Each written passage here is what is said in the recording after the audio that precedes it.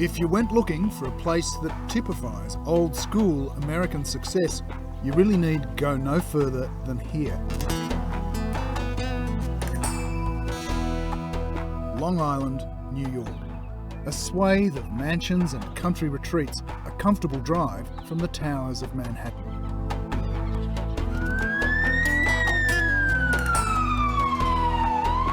Now though, in towns like Patchogue, you'll find the not too distant future.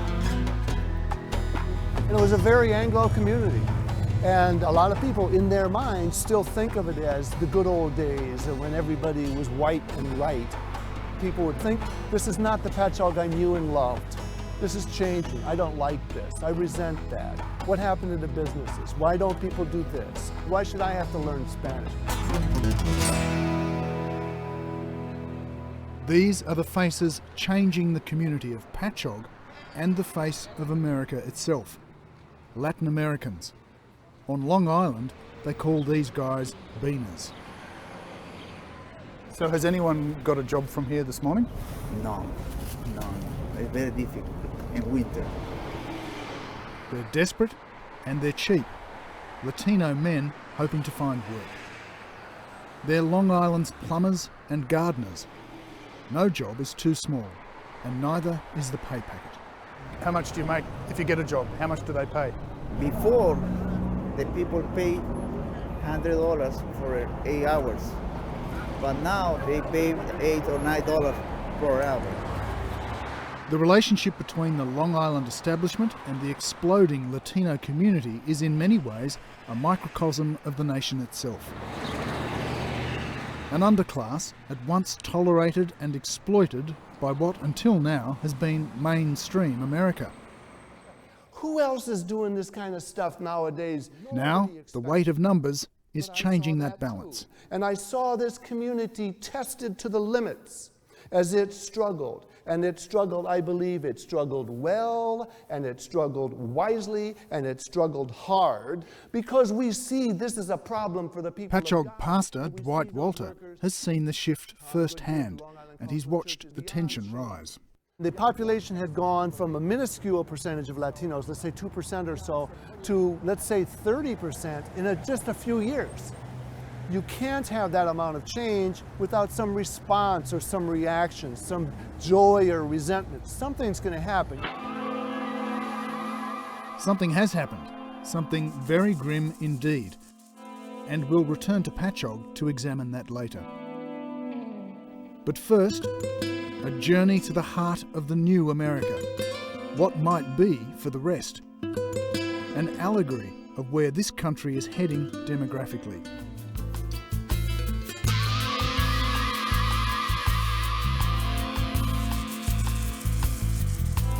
There's an old saying, as California goes, so does the nation.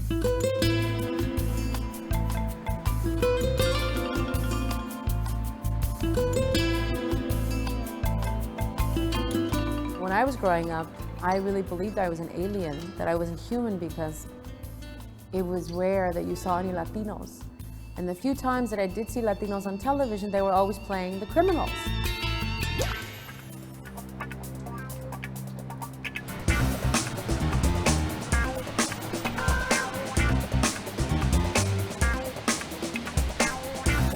It's in bars like this, on the wrong side of LA, that the new face of America is all around. I've come here to meet the writer and performer Josefina Lopez. In many ways, Josefina and her neighbourhood signify the Latino awakening now underway. This part of East LA used to be the Badlands, but these days, Boyle Heights is turning hip, and Josefina Lopez is part of the reason why. And I just thought, what's wrong with this picture? Why is it that in my real life, my parents are really hardworking, they were dignified people, but on television, all Latinos are bad? And that's when I said, well, then someone needs to do something about it.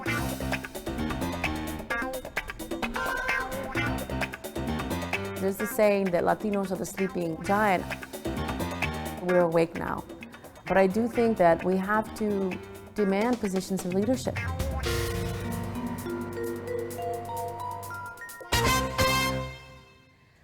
And now we will show you what it looks like when a woman with real breast lies down in bed. Josefina came across the border from Mexico when she was 5. Like many, she was undocumented, illegal. I can take my bra off and demonstrate it if you like. She became an official resident at 18 through an amnesty and a citizen at 26. Today, she runs a fast-growing theatre company and writes for stage and film. People give me attitude, like they tell me, oh, Latino films aren't commercial or this or that. Then I just go back at them and I go, well, then you're wrong. Because if we're going to be the majority in 2050, then you know what? Then I better go start that studio and make all that money that you're refusing to make. The Josefina Lopez creation that made others sit up and take notice was this one, Real Women Have Curves. I'm no longer a woman. Mom. Her play became a movie and a huge success in a largely unacknowledged market. You know, Anna, you're not bad looking. If you lost weight, Just stop it. you could be beautiful. Stop it. You're overweight too. So why should I listen to you? Anna, don't eat the flan. In the film world, Real Women Have Curves is unusual. An honest portrayal of a three-dimensional Latino family. More often than not, the Latino presence in the movies is a very worn stereotype. Is he dead yet? No. Just ask Hollywood's most famous maid. Open his curtains for him so he can see God's beautiful work. And he'll know that even things like this happen for the best. Sell crazy someplace else. We're all stocked up here. I make chicken salad out of chicken shit. You know, I work miracles with what I have been given. But I think those things in the 35 years and the recognition that I've gotten through various projects now have put me in a position, a pretty good enviable position where I can pick and choose. Lupe Ontiveros has played the domestic servant more than 100 times. I had an uncle who was French. I have pictures of him with tails. But she readily admits she's been held back by the broad reluctance of many in her own community to assert themselves. Well, it's the truth. But that's changing. But of course, none of you appreciate your heritage. You make fun of it. It used to be that to be a part of the American dream, you had to lose everything at the border. Lose your language, culture, custom, attitude, leave all that behind. You're so obsessed with bathing. Now we are going to be Americans. Who is to say who this country belongs to? No. We, the people of the United States. We. It doesn't say we, the white Anglo-Saxon Protestant community. This is my country. And when you're eating and drinking in the restaurants of Boyle Heights, it's easy to believe she's right. Lupe Ontiveros has won dozens of awards, and she's a celebrated Latina star. But there are roles she still yearns to play that would really acknowledge the Hispanic emergence. I would love to play a judge. I would love to play a politician. I would love to play a doctor, a person that is this mature and is brilliant. I, Sonia Sotomayor, do solemnly swear Art is lagging behind real life. as an Associate Justice of After all, there are some shining examples of powerful Hispanic women, and one very important judicial appointment that's moved Latinos from all walks of life. Congratulations and welcome to the court. She is the perfect example of the possibility of social mobility in the Latino community. I mean, he is a person who, regardless of what her particular ethnic group, it would be a pride and joy And you can imagine in a community not overburdened with heroes, her ascension to the High Court was a thrilling, uniting moment. Live and at large, I'm Geraldo Rivera, and we begin tonight in devastated, dysfunctional Haiti. In a very different way, Geraldo Rivera has become a Latino star as well. My next guest is their senior. He is one of the most recognizable Latino faces on US television, a Fox sensation who often finds himself at odds with some of the other personalities on this often confrontational conservative network. Latinos are coming. They are coming. They are here. They're going to be recognized. They're going to stand up at some point, and there will be Latino senators, and God knows going forward, maybe even the occupant of the White House.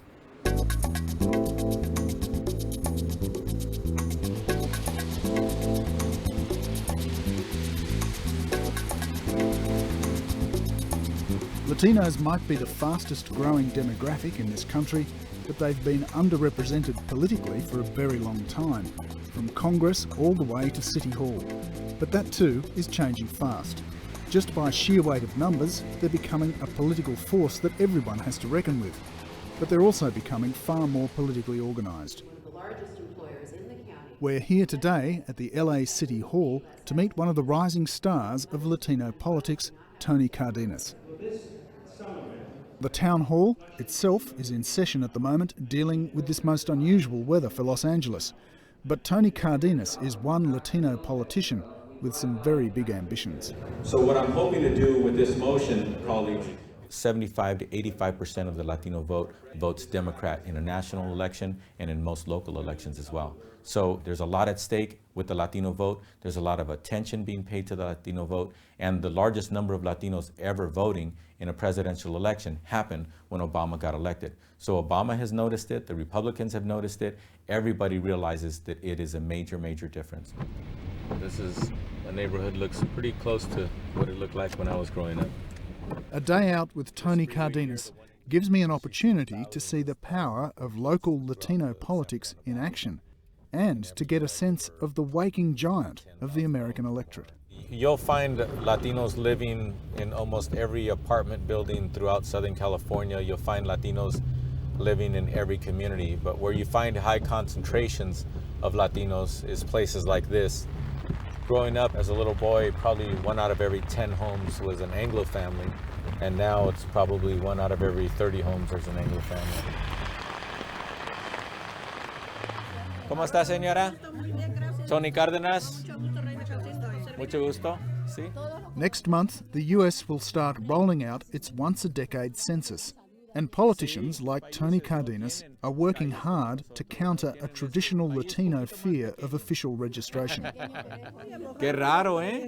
The new figures will formalise the population shift and likely result in more congressional seats and more Latino representation and political clout. Peru. Mis padres son de México. Even the undocumented illegals are being urged to stand up and be counted. Hay personas de Costa Rica. Political power is the path to immigration reform. Sí, sí, sí. When election day came, some people didn't even speak English. They only spoke Spanish, but they volunteered because they saw something in me that they had never seen before. Somebody who looked like them, somebody who talked like them, somebody who had parents like they were or parents like their parents, and they realized that there was hope for somebody like me to get elected.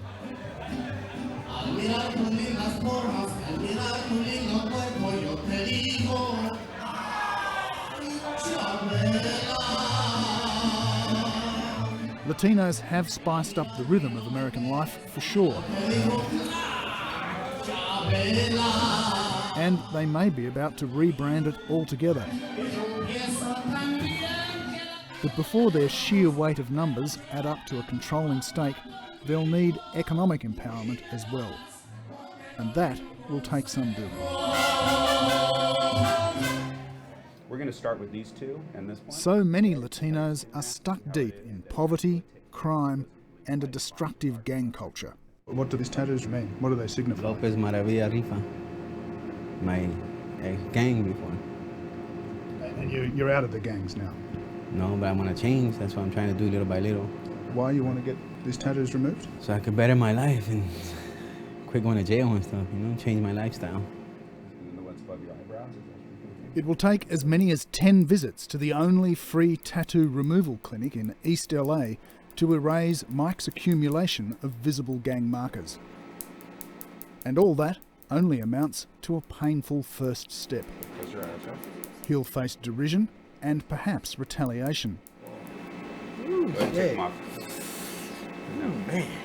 Getting out of gang life is a lot harder than getting in.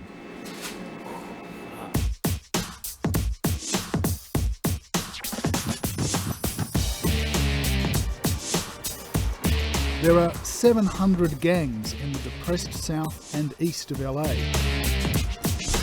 500 of them are Latino. The gangs are fiercely territorial.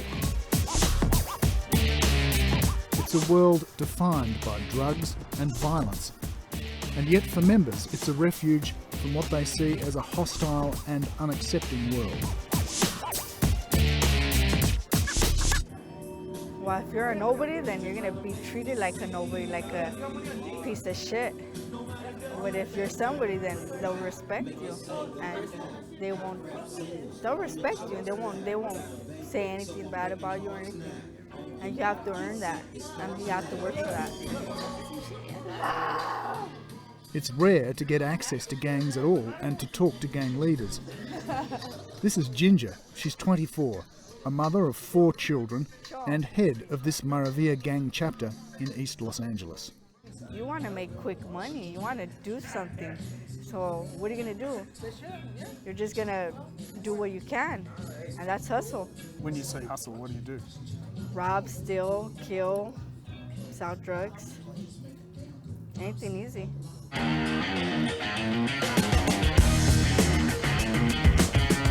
Inevitably, many of her gang ride the revolving door of prison. Latinos account for nearly half the inmates in California's jails, the largest single ethnic group. Gang protection is often the only way to survive inside the prison system and back on the outside. I chose this life. I chose it because it's my other family. It's my other heart. I love my neighborhood. I love it.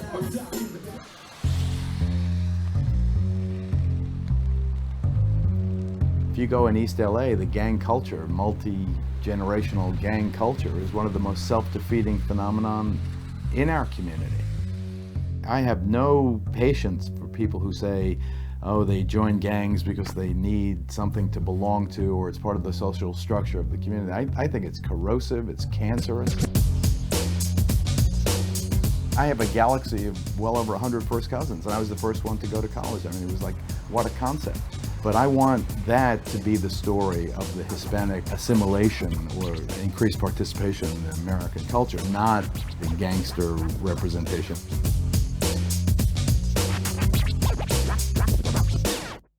The image of a young Latino man climbing the border wall. Geraldo Rivera has been accused of being a sensationalist in his long commercial career. Lou Dobbs has done more to slander. At times, he's been something of a Latino human headline. Criminal illegal aliens. Overwhelmed by criminal illegal aliens. The illegal aliens are in the country. Smuggling illegal aliens, Lou. But around him, on the Fox network and elsewhere, other commentators have left him in the shade. Illegal aliens railing against porous borders and a weak immigration policy. A cavalier and reckless lack of enforcement of U.S. immigration law. Fuck Mexico! If you come here to mooch off of this country, why don't you go fix The direct result of the populist ranting about immigration is the hate crime epidemic in places like the East End of Long Island. And so we come full circle on our trip through Hispanic America, and to a crime that speaks loudly about the friction and discomfort that's accompanying the Hispanic ascendancy. Back to the Long Island town of Patchogue. About 18 months ago, a group of local youths killed a Latino man here at the railway station. It was an extraordinarily violent crime, but not many people were surprised.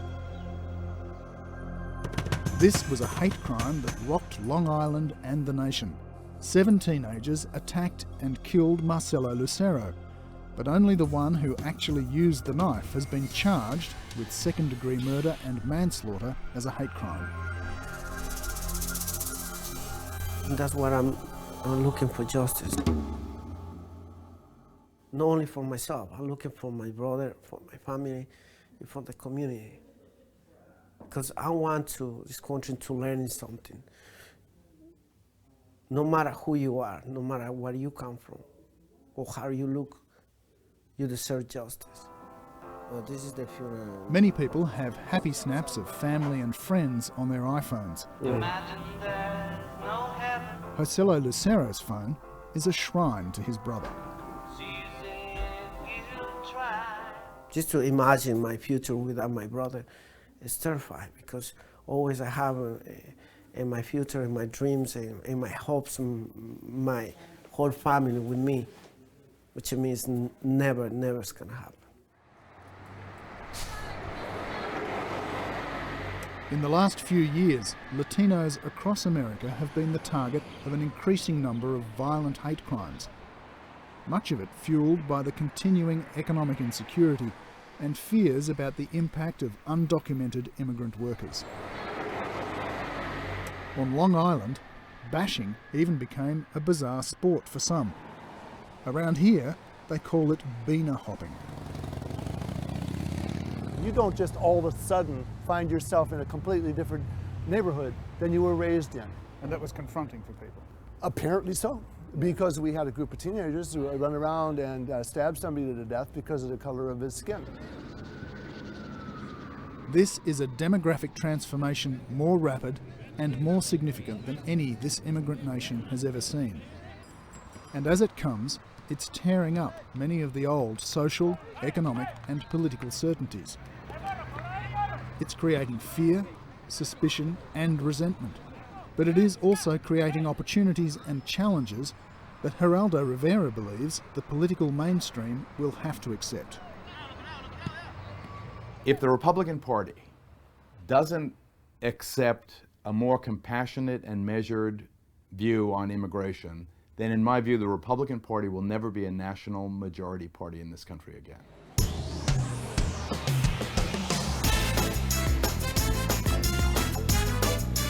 To Latinos at least, it's already very clear that they are changing US politics and the country.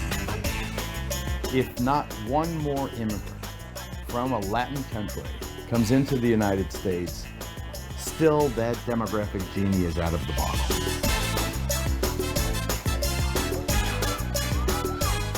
And they will change the face of America. I mean, that's just the way it's going to happen. There's no force on earth or in heaven that's going to stop it. You know, so just enjoy your taco.